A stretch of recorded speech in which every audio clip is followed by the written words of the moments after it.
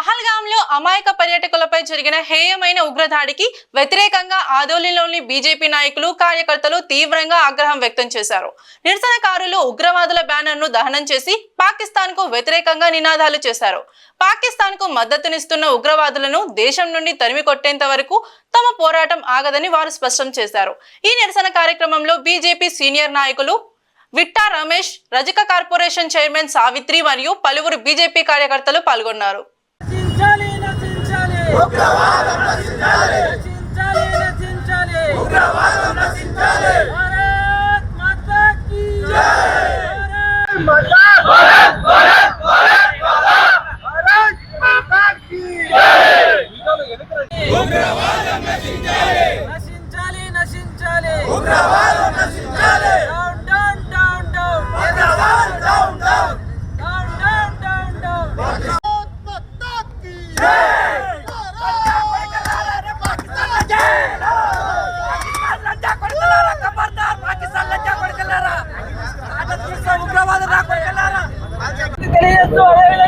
వారి ఆత్మను శాంతించాలని తెలియజేస్తూ ఈ రోజు ఈ యొక్క కార్యక్రమం నిర్వహించడం జరిగింది.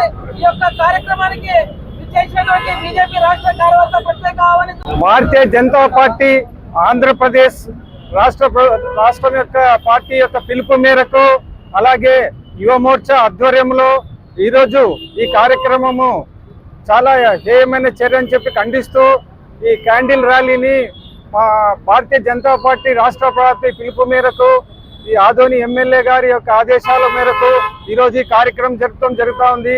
నిన్నటి జరిగిన సంఘటన చాలా హేయమైన చర్య. ఈ ఉగ్రవాదుల యొక్క చర్యలను భారతదేశం ముందు నుంచి ఖండిస్తుంది. మోడీ గారు ప్రభుత్వం కూడా ఉగ్రవాదులను ఏరివేత ప్రోగ్రాంలో ఈ డెసిషన్ తీసుకున్నారు.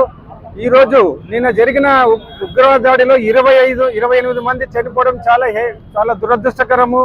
వాళ్ళ కుటుంబాలకు భారతీయ జనతా పార్టీ తరఫున రాష్ట్ర పార్టీ తరఫున వాళ్లకు సానుభూతి తెలుపుతూ వాళ్ళ ఆత్మకు శాంతి చేకూరాలని ఆశిస్తూ ఈ యొక్క చర్యను భారతదేశం ఒకటే కాదు అన్ని దేశాలు కూడా భారతదేశానికి అండగా ఉంటాము, ఈ ఉగ్రవాదాన్ని పారదోల్దామనే నినాదంతో మీరు ఏమైనా కానీ చర్యలు తీసుకోండి, దానికి మేము సపోర్ట్ గా ఉంటామని భారతదేశానికి అన్ని దేశాలు హామీ ఇచ్చినాయి.